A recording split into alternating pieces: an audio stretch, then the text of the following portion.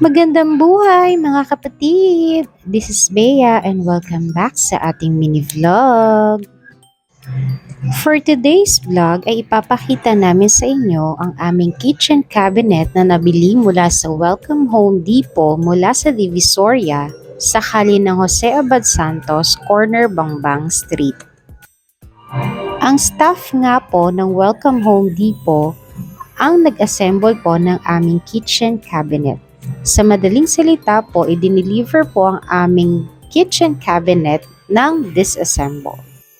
Sa mga nagtatanong kung may bayad ba ang pag-assemble nila, ay wala po. It is free of charge po. Mostly po ng kanilang products ay naka-discount po ito. Although matagal na daw po nilang ginagawa ang pag-assemble ng products, ay matagal pa rin nilang na-assemble ang aming product na nabili. Dahil nga daw po, nagbago na daw po ng mga accessories ang owner ng store. Nagsimula po sila ng 8:30 PM at natapos na po sila beyond 12 midnight. And yes, 8:30 PM na po sila nagsimula dahil nanggaling pa po sila sa kanilang trabaho.